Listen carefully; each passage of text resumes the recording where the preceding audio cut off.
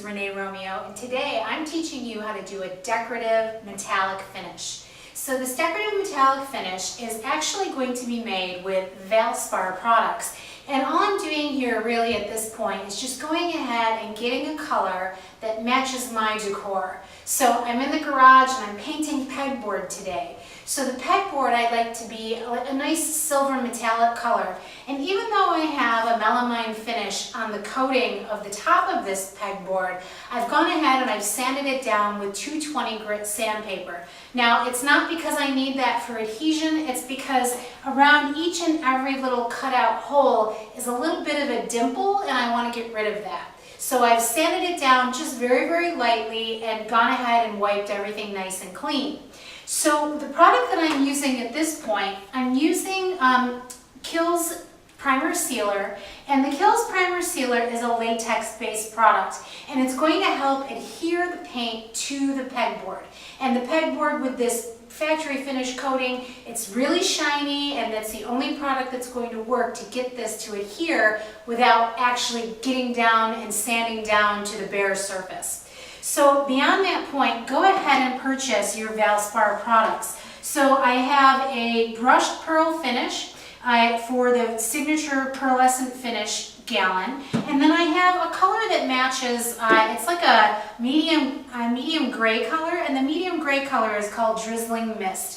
And so Drizzling Mist is just going to be a satin finish product, and that's exactly what you'll purchase, is something that's going to match whatever metallic finish you're doing. You make sure your base coat is that color. So the Kills Primer Sealer is all poured out into my tray, and I'm going to make this really, really easy, and I'm just going to put my roller onto a long pole, and the roller is actually a thin nap because I don't want this to be terribly textured at this point. It's just a thin nap roller. And I'm just going to go ahead and load up the roller and then go ahead and get it about as clean as you can, because it's going to drip in between each and every hole here. So I have sheets laid out, and any drips that I get from the holes will actually wind up on the sheets. So this is actually a fairly dry roller, and I'm just going to go ahead and I'm going to just roll it onto the surface. Once your light coating is all done, you're just going to go ahead and let that dry for an hour before you go ahead and put your satin coat paint on. This Valspar signature paint really is not a thick paint, but despite that, it really is doing a great job of covering in one coat. And you'll see I have a thin nap roller on this one as well, and it's covering just beautifully. And don't forget, if you're doing a project like mine where you have exposed electrical boxes or any kind of trim that you're going to be putting around these panels, then go ahead and paint those as well so that they match. Even though the can says to allow this to dry 4 hours before recoating, I'm letting it sit overnight. And the reason why is because tomorrow we're going to be using a little thicker paint, and we're going to be putting pressure on top of this paint. So I don't want to risk pulling anything off because it's not dried completely. So go ahead and do the same thing, just let it sit and be patient. It's day 2, the paint is nice and dry. I waited overnight because I didn't want to take a chance with the humidity. So if you have humidity in your area, make sure you do this overnight. So what you're going to need at this point is some brushed pearl finish paint. Mine happens to be in a color called Winter Blue Fox. It's very, very similar to the color that I painted in the satin finish paint. And the reason why is because this is a very subtle finish. You're just going to get kind of a muted look out of this, but it's definitely going to be metallic, and it's going to really make it look like you can kind of look into the paint. Give it a lot more character. So I have here a color wash brush. This is a big block brush. This is what you're going to need to apply the paint. And then I have a trowel here that's plastic. Now you're going to need this too because you're going to go over the whole thing with this trowel in a swirling motion. So that's a 2-step process to get it done. So the only other thing I need is to pour the paint into the paint tray, and I'll show you what it looks like so you can see the metallic beads inside. Now this has been stirred with a paint stick, but you'll see just how metallic that finish is. I've already started applying the finish, and this is how I load up my brush. So I'm putting this on in a crisscross pattern, just like so. Go back over it, clean up any edges you have, and just keep repeating this process. Now, you do need a little bit of paint on here. It can't be a real thin coat because you do need to get back in here and rework it with that plastic trowel. So finish the whole board like this. You can do up to a 4x8 area at a time without having it dry too much before you have to go back in and rework it. And let's just get that plastic trowel in here.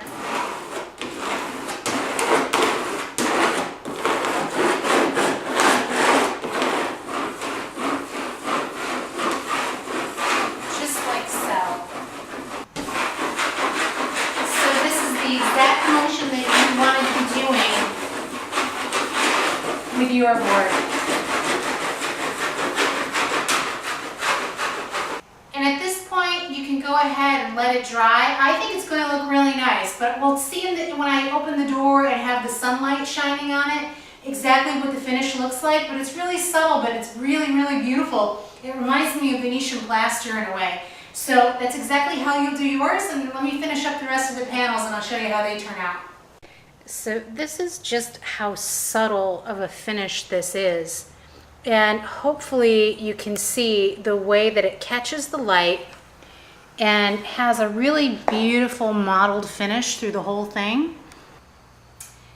Now that I'm on the last panel, I'll demonstrate this one more time because it seems to me like you need just a little more paint than you think you will in order to get that decorative finish to kind of drag across the top of it with the trowel. So go ahead again and layer this on in an X-shaped pattern, going over and over, making sure that you have a little bit of a layer of paint because that little bit of layer of paint is the thing that's going to make for a mottled look when you go over it with the trowel.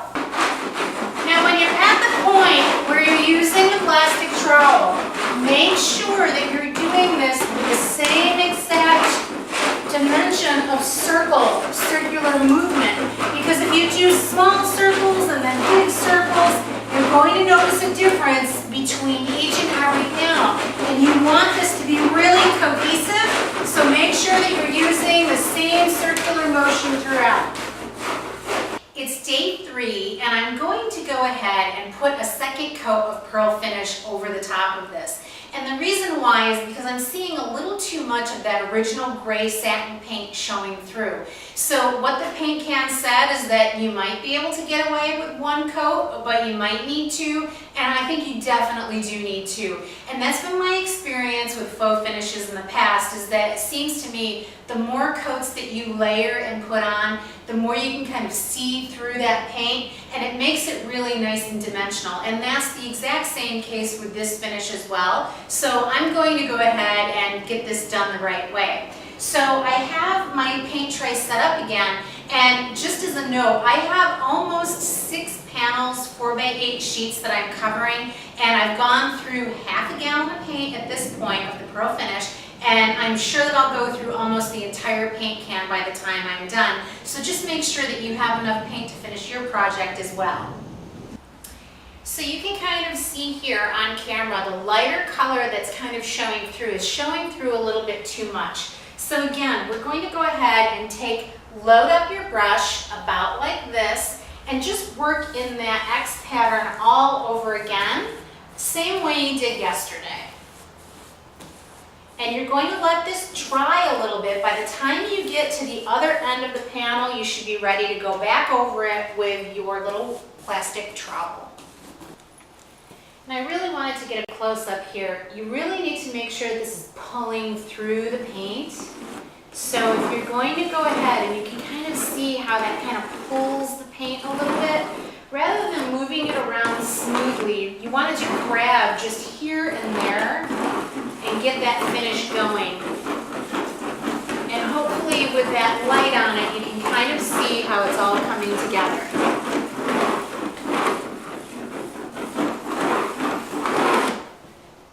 Well, this is what it looks like en masse, and it is beautiful. Look it, and you can even see, if you have a solid surface wall, it's going to look more like this box versus the pegboard that I have here, but it's very, very convincing as stainless steel.